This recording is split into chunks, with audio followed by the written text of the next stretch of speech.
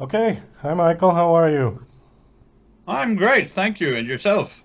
Doing fine, thank you. Thank you for coming on the Good, show. good, good. Nice to have you here. So, I was told that you were from Canada, although I detect a British accent. Are you originally from the UK? Yeah, I was born in the UK. Um, uh, in fact, during the last war, during the Second World War, and came to Canada, grew up in Canada, but I've been outside of Canada for most of my adult life. I traveled, I lived in the UK, I lived in Germany, I lived in France. I lived and worked all of those places, lived and worked, and also in South Africa. Maybe that's where you're picking up a little bit of English accent, which I don't notice. But I spent many years in South Africa, had my own company there and what have you. So a bit of a mixture. Anyways, so you're here to talk about a book that you've got called Empire's Lost Cold War Memoir. And I see that this is book four, Rutherford Chronicles. The word memoir throws me off. Is this actually a memoir or is this a fictional series? No, this book four, is an actual memoir. It's about my life, particularly pertaining to the Cold War. So because the Cold War started when I was a child, and I grew up in it, and then I was in the Royal Canadian Navy for a number of years, and I spent many years in Germany. So I was very close to the divided Germany, East-West Germany. Spent time in Berlin when Berlin was still divided. And then when I moved to South Africa, it was in the middle of the so-called struggle, as they call it, and that was being financed by the Soviet Union. So I regard that also as a Cold War proxy conflict, if you like, financed and supported. They used to do all of the terrorists in the ANC terrorists did all of their training in Russia and in Ukraine during the Soviet Union time. So it was also so it's a true memoir. It describes my life throughout the second half of the 20th century. The first three books are historical fiction novels. So they're based on, or I was inspired by my grandfather, who was British, my British grandfather. He fought in the Anglo-Boer War. This is something that a lot of Americans aren't familiar with, but it was a huge war for the United Kingdom, for England.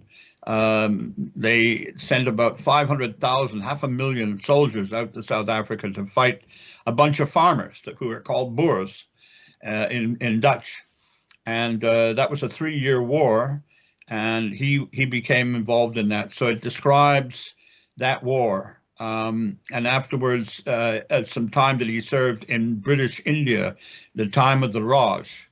I don't know if any of these terms are familiar with you, but when the British were in India, they were called the Raj, basically. They ran India, even though there were Maharajas and a lot of Indian princes and what have you. The whole thing was administered and ruled by the British Raj.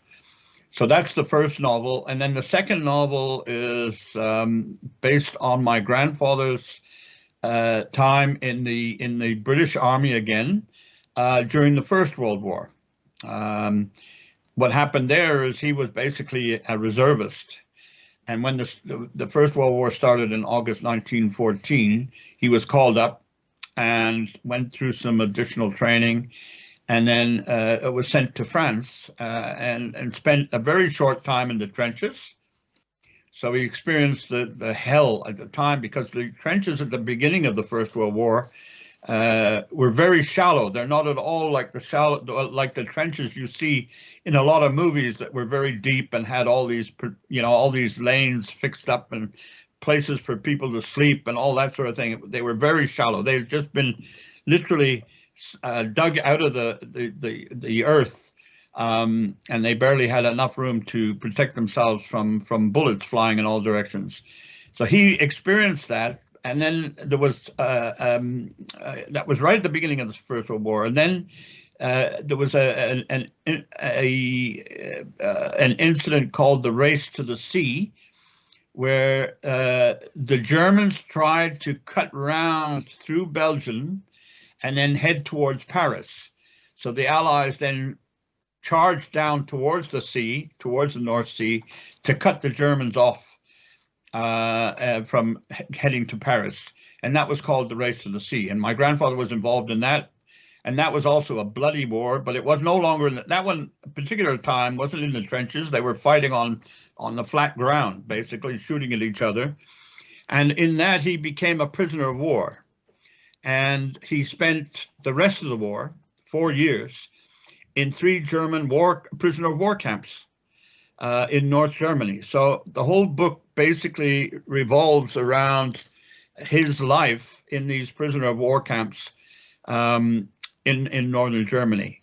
I did a lot of research. Number one, on all of my books, I relied heavily on the regimental diaries. Okay, in most cases, in fact, in the First World War, they actually kept a handwritten diary. They called it the war diary, and the officers of the watch had to fill that in every single day, mentioning any movements they made, the number of injuries, the number of deaths, and so on. So all of my research was based on real fact, but the way, and I did a lot of research into what life was like for these people in the trenches, which of course a lot of us, we see that in the movies these days. So that part of it is fictional. And then the third book is about my father, who was a Canadian soldier in the Canadian artillery. And he joined up quickly and was involved in what they called the first division, the first Canadian division, which was basically an infantry division. And they spent time in England and doing training and protecting the British Isles. And then they went to Italy along with the Americans and the British, and spent 2 years fighting up through Italy, chasing the Germans out of Italy in a long and very protracted and terrible battle, war. So that's what the third book is about. And once again, relying on regimental diaries, which I found, and then adding fictional dialogue and the life of what these people were like, these soldiers were like in those times. So that, basically the whole story, the whole series is a group of stories about one family living through the entire 20th century, and all of the difficulties, their loves, their lives, their financial difficulties, everything, all the way through the 20th century, right to the very end, which was my memoir. So that is the full breadth of the Rutherford Chronicles. Okay. Let me ask you a couple of things. Number one, are all the books written in first person? No. No. The only one written in first person is book 4. The others are in third person, with, of course, first person dialogue. But that's, that's typical historical fiction style. Okay. It's talking about the times and what was going on, and then describing the characters, and then the characters are animated through dialogue. Okay, so the fourth book then, this really is your account. I'm working a little bit backwards here, but what did you do for your life? What have you done as far as a career or? Yeah, I had a career. I was actually in information technology, high technology software development. I spent an entire career. It started with IBM in Europe, in fact, in Germany, and spent many years in Europe and in South Africa. I had my own company for a while. So it was all high technology. But what happened, when I studied at university in Montreal, from the very beginning, I had an interest in writing. I did some writing courses. I became interested in it, but I just never got around to it until I was able to start relaxing in my career and think about other things other than high technology and what have you. And that's when I started writing. And that's when you started writing the first book of this series? That's what, yeah, what actually happened was it was about a dozen years ago, I guess. I became interested in my genealogy, my lineage, where I came from. I had always known that I had Scottish roots. That was well known in the family, although not a lot of detail was known about it, and Scandinavian roots. So I started looking into that, and one thing led to another, and I discovered that my grandfather had fought in the Boer War, had been in South Africa. I knew something about that before, in family discussions and what have you, it came up, but I didn't know the details. So I started doing that research, and then I realized that, my goodness, there's a real story here. What life was like. He had, in fact, worked in the shipyards in northeast England. He was in the shipyards there, just a worker, and but he always had an interest in the army, and he eventually joined along with some friends, and off they went to South Africa. So that I found all of these things out, and then put them together as stories. And then I followed all the way through his life. In fact, in parallel with that, there's a lot on Winston Churchill, because Winston Churchill followed virtually the same path at a much higher level in society, of course, and in politics. But he went to South Africa during the Boer War as a war correspondent.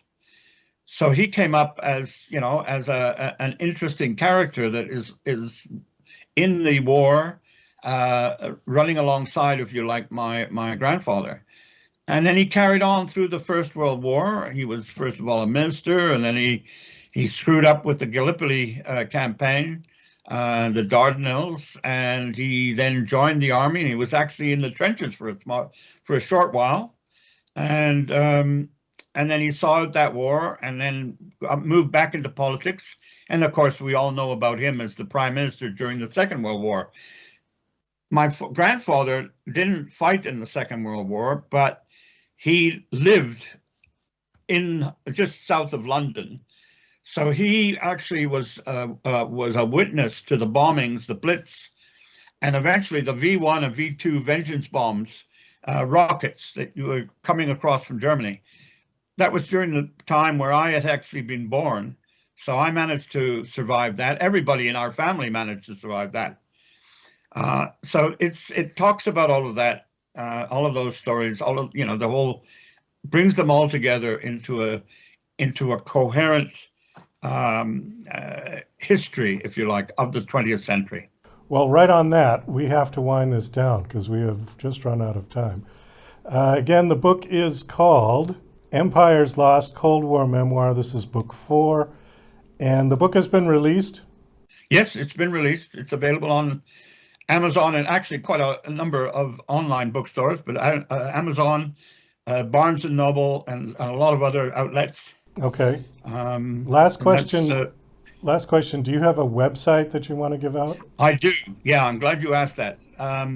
It's very simple. It's www.michaelg for George Bergen, all one word, michaelgbergen.com.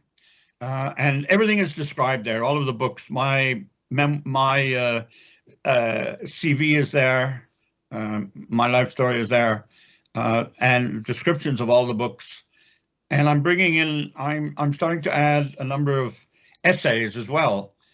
So the whole idea, and I'm already in conversation with a number of people who are interested in these topics. And for that purpose, I have a journal. So it's all there on the website, and we've been just jazzing it up a little bit, improving it, making it more efficient. Well, Michael, thank you so much for coming on this show. I know we could have gone on, but I think we gave people a good overview of your book series, and best of luck. Thank you, Douglas. Well, thank you for having me on the show.